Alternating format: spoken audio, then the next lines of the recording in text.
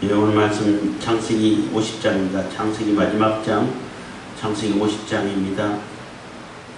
제목은 야곱의 장사와 요셉의 죽음입니다. 예, 야곱이 49장에서는 죽고 이제 그 죽음에 대해서 장례식을 하는 거죠. 장사를 하는 그런 모습인데 그 모습이 너무나 크고 규모가 크고 웅장하고 완전히 애굽의 그 왕을 장례하는 그런 절차예요. 그러니까 야곱이 요셉의 아버지이기 때문에 그러한 뭐 대접을 받았겠지만은 야곱이 애굽의 왕 그 바로와 같은 수준으로 이렇게 장례를 했다라고 보시면 돼요. 그리고 성경에서는 뭐 미라를 만든 그러한 사람은 두 사람밖에 없는데 야곱과 요셉이에요. 다른 데는 미라를 안 만들었잖아요. 근데 야곱은 미라를 다 만들었어요. 요셉도 미라를 만들고, 요셉은 그 창세기는 장례식이 장사가 안 나오잖아요. 입건하는 것까지만 나와. 장사는 언제 지내냐 하면은 여호수아 때 여호수아가 출애굽하면서 저기 메고 올라가 가지고 저 세겜에 장사하는 그러한 그때 이제 장사가 되고 아마 거기서 다시 막벨라 굴로 또 옮겨진 것 같은데 뭐 그런 건 자세한 건 잘 알 수가 없죠.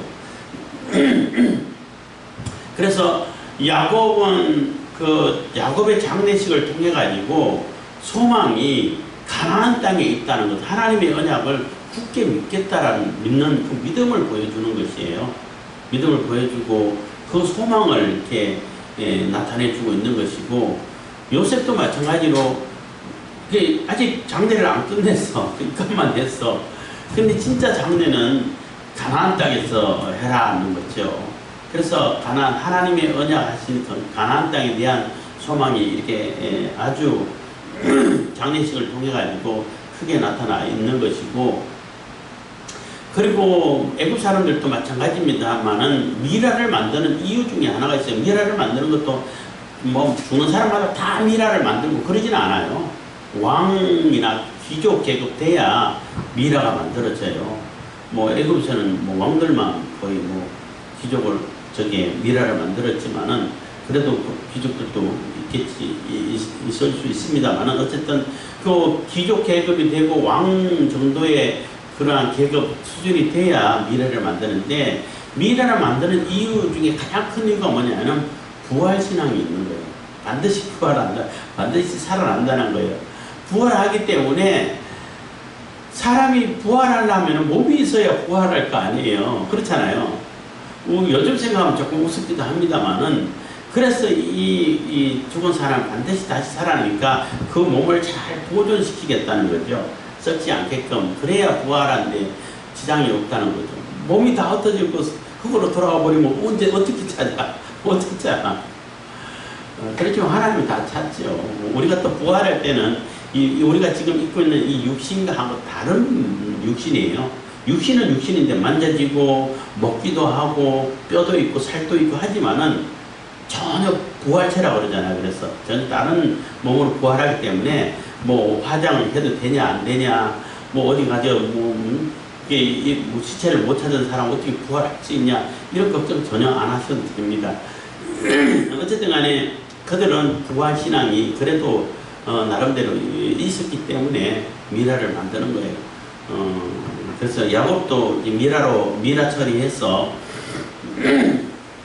장례식을 하는데 애굽에 장례하지 않고 가나안 땅 막벨라 굴을 가가지고 거기에 장례한 것은 조상 대대로 그 언약을 계속 이어가고 하나님께서 반드시 이 땅을 주시겠다고 한 그 약속을 믿고 거기에 그대로 실행하는 장례식을 통해서도 죽어서도 실행이 되기를 바라는 그런 소망을 나타내는 거죠.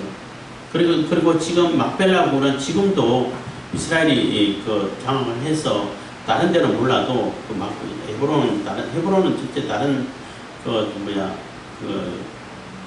서한지구에 있기 때문에 팔레스타인 사람들이 모여서 하는데, 그래도 막벨라 굴은 들어가는 입구라든지 거기는 이스라엘 군사들이 지킨다고 그래요.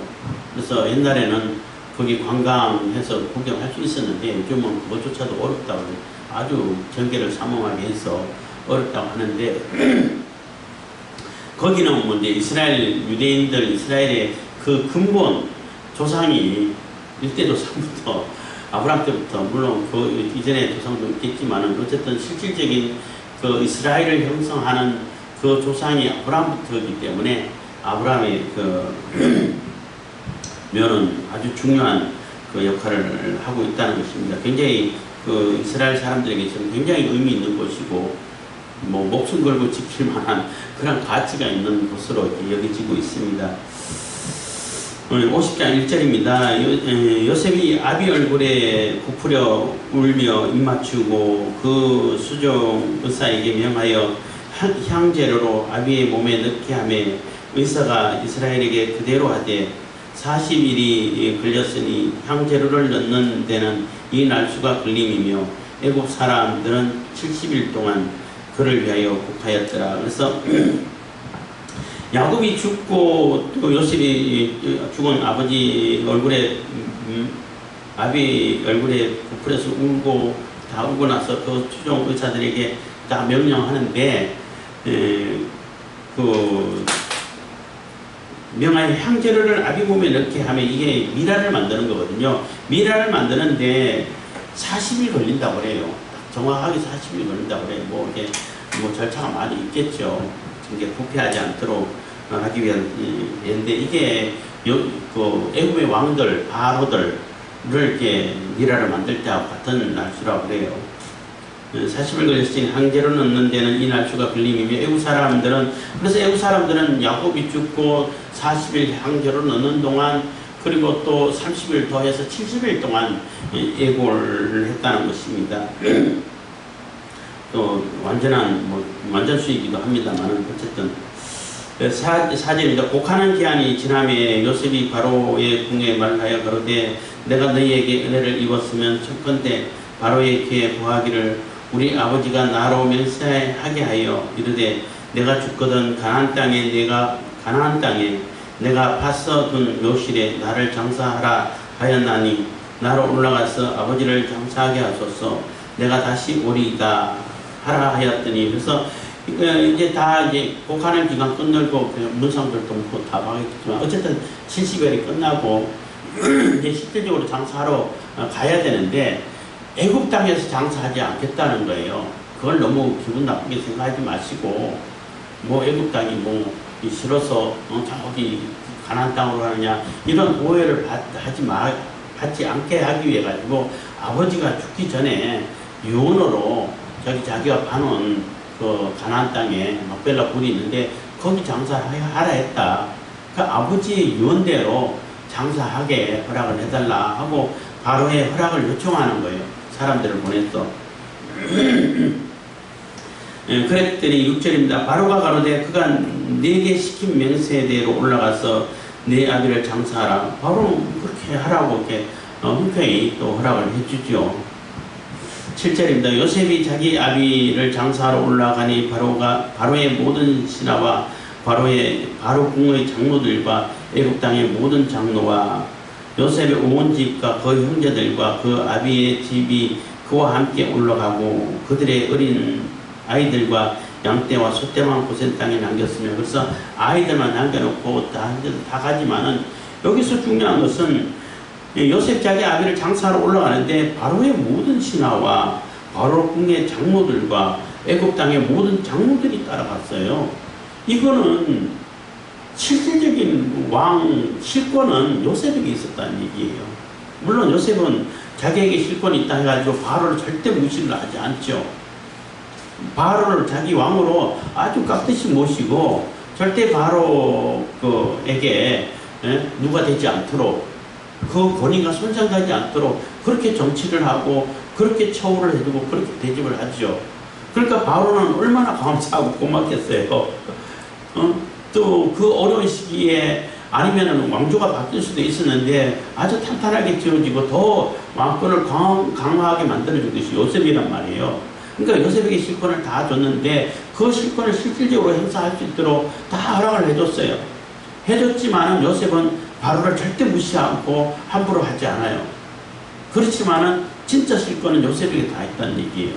그래서 요셉이 아버지를 장례하러 가는데 그 모든 신하들도 다 따라가고 장로들도 다 따라가고, 만약에 그냥 한 부족장이라 그러면은 총리 아버지라, 요즘 총리 아버지 그러면은 국장으로 하면 그런 안 하잖아. 그 정도가 아니라는 거예요. 그러니까 왕급이라는 거예요. 바로하고 동급으로 취급을 해줬다는 거예요. 그러니까 어마어마한 혜택이고 굉장한 이게 요셉의 권력이 강했다는 것이죠. 그렇기 때문에 그 힉소스 왕조라 그래요. 그 요셉이 있을 때 그 왕조는, 애굽의 왕조는, 이 힉소스 왕조는 애굽 사람이 아니야. 저기 셈족이에요. 그러니까 이스라엘하고 유대인하고 같은 계통의 족속이에요. 이스라엘이 직접적으로 아브라함의 후손은 아니지만은 같은 셈족 계통이라고. 그렇기 때문에 요셉에게 아주 더 호의를 베풀어주고 같은 계통의 그 족속이기 때문에 서로 이렇게 이해도 되고 서로 이렇게 그러니까 요셉이 총리하는데 아무런 거김이 없죠. 근데 출애굽기에 보면은 요셉을 알지 못하는 다른 왕이 애굽의 왕이 됐다는 얘기예요. 그 얘기는 왕조가 바뀌었다는 얘기거든요. 그래서 이제 저도 들은 얘기입니다만은 그 벽화 같은데 볼 때 어떤 때는 흑인이 백인을 이렇게 노예로 부리는 그러한 장면에 그러한 왕조가 바뀌었을 때 그런 그림이 나올 때도 있고, 어떤 때는 또 하얀 얼굴에 군사들이 또 까만 사람들 채찍질 해가 노예 부릴 때도 있고 그렇다 그래요. 그래서 왕조가 어떤 왕조냐에 따라 가지고 종이 됐다가 또 귀족이 됐다 종이 됐다 이렇게 된다는 거죠. 그래서 이스라엘 백성들이 430년 동안 노예 생활을 했다라고 표현하면 정확한 표현은 아니에요. 나그네 생활을 한 거죠. 애굽에 살고 고센 땅에 살았지만은 고센 땅에 영원히 정착하지 않고 가나안 땅으로 가야 할, 잠시 머물다가 가는 그런 나그네 생활을 했는 것이고, 노예 생활을 한 것은 요셉을 알지 못하는 왕조가 들었었을 때 그때부터 노예 생활을 하는 거예요. 아주 학대를 많이 당했죠. 어쨌든 지금은 굉장한 귀족, 왕급으로 이렇게 대접받는 그런 모습을 우리가 보는 겁니다. 그리고 요셉이 있을 때는 실질적으로 그 권력을 행사하는 행사가 되고 있는 그런 모습을 우리가 엿볼 수 있는 거죠.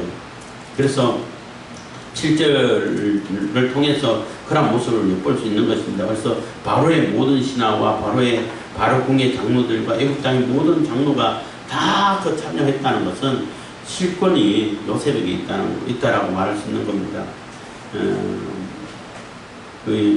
9절입니다. 병거와 기병이 요셉을 따라 올라가니 그 때가 심히 컸더라. 그래서 그 아이들을 남겨놓고 요셉의 온 집과 형제들도 다 장례에 참여하러 올라가는데, 그 올라가는데 호위 군사들이 또 어마어마하다는 거예요.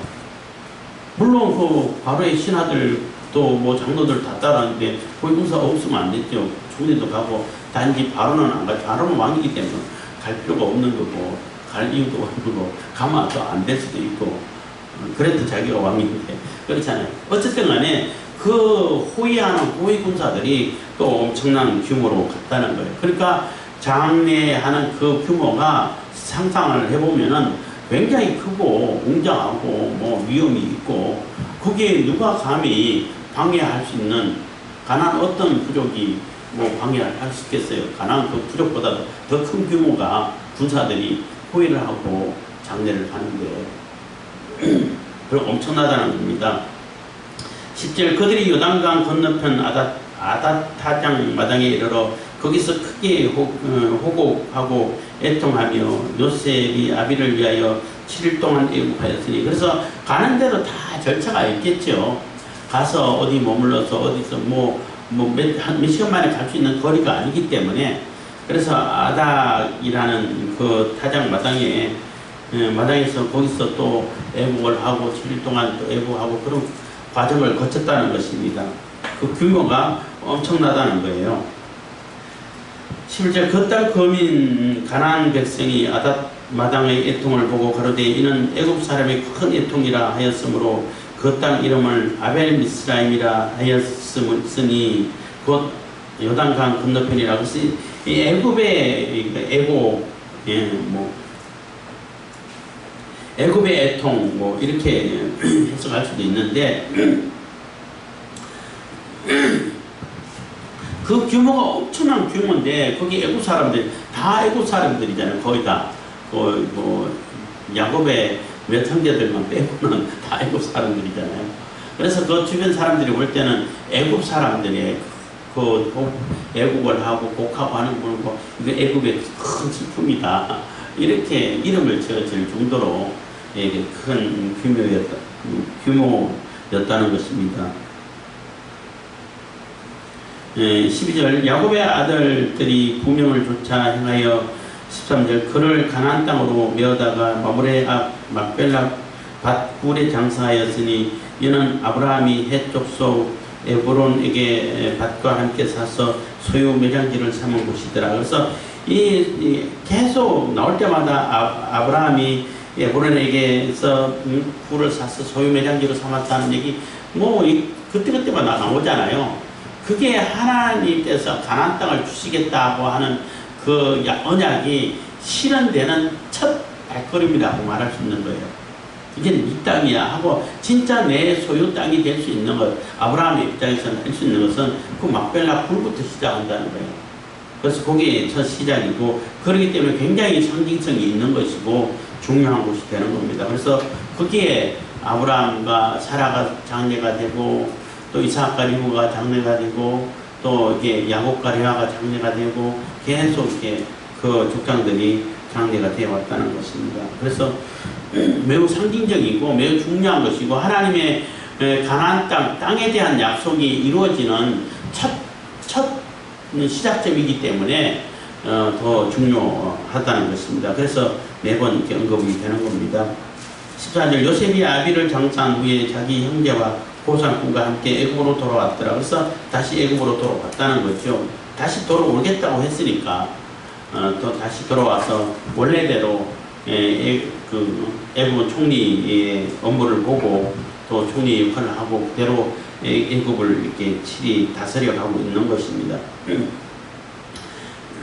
이제 조금 이제 분위기가 바뀌어서 요셉이 15절입니다. 요셉의 죽음인데 요셉의 형제들이 그 아비가 죽었음을 보고 말하되 요셉이 혹시 우리를 미워하여 우리가 그에게 행한 모든 악을 다 갚지나 아니할까 하고 16절 요셉에게 말을 전하여 가로되 당신의 아버지가 돌아가시기 전에 명하여 이르시기를 너희는 이같이 요셉에게 이르라 네 형들이 네게 악을 행하였을지라도 이제 바라건대 그 허물과 죄를 용서하라 하셨다 하라 하셨나니 당신의 아버지의 하나님의 종들의 죄를 이제 용서하소서 하며 요셉이 그 말을 들을 때에 울었더라.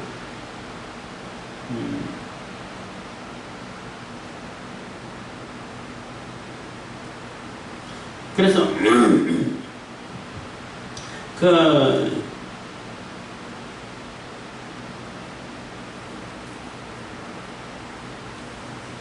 처음에 여기까지는 이제 사람들을 보내가지고 그런 곳을 이렇게 사람들을 보내가지고 메시지를 전하는 그런 근거가 되는 문구가 있었는데 제가 찾지는 못하는데 그래서 18절 형들이 또 친히 와서 요셉 앞에 엎드려 가로되 우리는 당신의 종인이다 하고 이제 요셉의 대답을 듣고 요셉이 우는 걸 보고 직접 용기를 내서 찾아와 가지고 또 용서를 비는 그런 모습인데 이 형들의 입장에서는 요셉은 벌써 애국 곡물 사러 왔을 때 그 유다가 그 베냐민을 위해서 변호를 하고 할 때 이미 다 용서했어요. 이미 다 용서했고 하나님이 이 많은 애국 사람들뿐만 아니라 우리 부족을 구하고 주변 사람들을 다 구하기 위해서 그러한 하나님의 계획이 있으셨구나. 하나님의 계획에 의해서 이렇게 그 계획의 한 부분이었구나. 이게 깨닫게 되고 다 용서하고 더 이상 미련이 없고 더 이상 악한 점이 없어요. 근데 형들 입장에서는 그게 아니었다는 거예요. 이미 요셉은 다 용서를 했는데 형들은 완전히 털어내버리지 못하고, 근데 우리가 그렇게 큰 악을 저질렀는데 요셉이 또 나쁜 마음 먹으면은 우리는 다 죽은 목숨이다. 그래도 아버지 야곱이 살아있을 때는 아버지 때문에 아무 얘기 안 했지만은, 아버지가 이제 죽으셨기 때문에, 돌아가셨기 때문에 그것을 보고할 수 있다 해가지고 염려 걱정이 큰 거예요. 그래서 요셉은 다 용서했는데 형들은 완전히 용서를 다 받지 못했어. 그것을 다 털어내버리지 못했다는 거예요. 우리가 하나님은 이미 우리를 다 용서를 했는데 우리 스스로 죄책에 빠져가지고 그 죄 용서함 받은 그러한 기쁨을 누리지 못하는 그러한 삶을 사는 경우도 간혹가다 있죠. 뭐 사람들도 종종 있고 한데 그럴 필요가 없고, 그렇게 된다면은 진짜 스스로 나와서 용서를 비고 회개하고, 그래서 완전히 그 죄책을 털어버리고 완전히 하나님의 자녀가 되는 그러한 삶을 사는 것이 중요하다는 거예요. 어쨌든 요셉 형들은 아버지가 다 죽고 장사 지낸 다음에 요셉에게 사람들을 보내서 15절 요셉의 형들이 그 아비가 죽었음을 보고 말하되 요셉이 우리를 미워하여 우리가 그에게 행한 모든 악을 다 갚지나 않을까 하고 되게 걱정이 되는 겁니다. 이제 야곱이 죽었기 때문에 요셉에게 말을 전하여 가노라 했기 때문에 사람들을 보낸 거야. 그래서 요셉에게 말을 전하여 가는데 당신의 아버지가 돌아가시기 전에 명하여 이르시기를. 그래서 말을 전했는데 무슨 말을 전하냐면은 당신의 아버지 야곱이 당신의 아버지라고 해. 우리 아버지가 안 그러고. 그만큼 이게 형들이 두려움에 아직 젖어 있다는 거예요. 아직 겁을 내고 있다는 거예요. 명하여 이르시기를 너희는 이같이 요셉에게 이르라. 요셉에게 전해주라는 겁니다. 내 형들이 내게 악을 행하였을지라도 이제 바라건대 그 허물과 죄를 용서하라 하셨나니, 그래서 용서하라고 했다고, 그것을 전하라고 그랬다는 겁니다. 당신의 아버지의 하나님의 종들의 죄를 용서하소서. 당신의 아버지라는 거예요. 우리 아버지가 아니고, 그만큼 이렇게 아직까지는 불안에 떨고 있다는 겁니다. 그래서 당신의 아버지 하나님의 종들인, 우리 하나님의 종들인데, 우리 종들의 죄를 용서하소서 하고 이렇게 메시지를 전한 거예요. 그러니까 요셉이 그 얘기를 들었을 때 또 울어. 요셉이 굉장히 감성적인 사람인가 봐요. 너무나 안타깝죠. 이미 다 용서했고 더 이상 그게는 거론할 필요가 없고, 더 이상 거기에 대한 뭐 상처라든지 악감정이라든지 이런 거 안 남아 있는데 아직 형들은 거기에서 못 벗어났구나, 그 죄책에서 벗어나지를 못하고 있구나 하니까 너무나 마음이 아픈 거예요. 그래서 우는 거예요. 그 우는 걸 보고 이제 전해진 사람이 요셉이 그 말을 들을 때 울고 있었습니다. 울었습니다. 하니까 이제 요셉이 찾아가도 되겠나 보다 하고 이제 형들이 찾아온 거예요. 근데 형들이 야곱이 명령했다라고 하는 그 명령이 진짜일까? 진짜 야곱이 형들을 불러가지고 너 요셉인데 가지고 내가 이렇게 명령했다라고 전해라 라고 얘기했을까? 생각해보면은 아닐 것 같아요. 왜 그러냐면은 진짜 그러면은 야곱이 딴 사람한테 불러가지고 할 필요가 뭐 있어요. 요셉이 그래도 인종지정까지 있었는데 요셉이 직접 야 이제 너희들 형들이 그런 모든 짓을 했는데 다 잊어버리고 다 용서해라 직접 전하면 되잖아요. 직접 명령하면 되잖아요. 그렇잖아요. 요셉이 멀리 있는 것도 아니고 죽기 직전까지 아프다 해야지 므낫세 에브라임 데려가지고 다 축복받고 또 이렇게 또 뭐 형제들에게 다 축복하고 그 같이 다 있었는데, 진짜면은 요셉아 내가 한마디 더 할 테니까 형들의 죄를 다 용서해라, 더 이상 없던 걸 해라, 됐으면 그 문제는 다시 거론하지 마라 이렇게 명령하고 가셔도 되잖아. 근데 요셉이 없을 때 형들만 불러놓고 그런 명령을 언제 할 시간이나 기회가 있었을까? 그렇기 때문에 이거는 형들이 요셉에게 용서를 구하는데 아버지 핑계 대는 거예요. 그렇게 보는 것이 좀 더 자연스러운 것 같아요. 어쨌든 그 형들이 이제 그 얘기를, 요셉이 울었다는 얘기를 듣고 이제 형들이 찾아와가지고 18절 그 형들이 또 친히 와서 요셉 앞에 엎드려 가는 때 또 엎드려서 절하고 있는 거죠. 엎드려 가는데 우리는 당신의 종입니다. 이제 당신의 종입니다. 하고 그 백배 사절을 하는 겁니다. 19절 요셉이 그들에게 이르되 두려워 마소서 내가 하나님을 대신하니까 그러니까 두려워하지 마십시오. 염려하지 마십시오. 내가 하나님을 대신하겠습니까? 한 얘기는 이 모든 것이 하나님 계획 속에 있었던 건데 하나님 계획 속에서 나도 모르는 사이에 물론 뭐 억울함을 가지고 있었고 또 뭐 이해를 처음엔 못했지만은 다 하나님이 계획하셔가지고 하나님의 계획 속에서 한 부분이었는데 그거 지금 와가지고 뭐 따지고 또 보복을 하고 그럴 필요가 있냐는 거예요. 그건 하나님을 거역하는 것밖에 안 된다는 거죠. 그렇기 때문에 내가 하나님 대신하겠습니까? 내가 하나님 아닙니다. 하나님의 계획을 내가 내 마음대로 이렇게 쥐락펴락 할 수 있는 존재가 아닙니다. 라는 뜻이에요. 그리고 뭐 원수 갚을 일이 있으면 하나님께서 갚으시죠. 그래서 하나님을 대신하겠습니까? 걱정하지 마십시오. 전혀 염려하지 마시고 여기에 대해서 그 죄책에서 이제는 벗어나도 됩니다. 라는 뜻이에요. 벗어나서 더 이상 두려워하지 말고 염려하지 마십시오 하는 것입니다. 20절 당신들은 나를 헤아려 하였으나 하나님은 그것을 선으로 바꾸사 오늘과 같이 만민의 생명을 구원하게 하시려 하셨나니 그래서 당신들이 분명히 나를 헤아려고 하고 나쁜 짓 한 건 맞는데 그것을 하나님께서 오히려 선용하셔가지고 선으로 바꾸셔가지고 많은 사람들을 구원하게끔 하기 위해서 쓰신 겁니다. 하나님께서 쓰신 것입니다. 그거는 뭐 형들에게 벌을 주고 안 주고 그거는 하나님 소관인 것이고 하나님 계획 안에 있었던 거기 때문에 하나님의 그 처리하실 일이고 또 하나님이 이미 다 용서를 하셨고 그 계획을 다 이루셨기 때문에 더 이상 거기에 연연할 필요가 없습니다. 거기에 죄책에 사로잡혀 있을 필요가 없습니다. 라는 그러한 얘기가 되는 겁니다. 21절 당신들은 두려워 마소서 내가 당신들과 당신들의 자녀를 기르리이다 하고 그들을 간곡한 말로 위로하였더라. 그래서 걱정하지 마시고 이제는 내가 책임지고 당신들도 다 이렇게 양육한다. 양육 아니고 공개한다 그래야 되나? 하여튼 다 먹게 해주고 살게 해주고 당신들뿐만 아니라 당신들 후손까지 다 살게끔 다 양육하겠습니다. 걱정하지 마십시오. 하고 간곡한 말로 이제는 그 죄책에서 벗어나서 거기에서 사로잡혀서 두려움을 떨고 불안해하고 제발 그러지 마십시오 하고 간곡한 말로 위로했다는 거예요. 다시는 그 형제 사이에서 그런 일이 없을 거니까 다시는 그 불안에 떨지 말고 두려워하지 마십시오. 내가 다 알아서 처리하고 형제들이 다 잘 살 수 있도록 생활할 수 있도록 다 공개를 하겠습니다.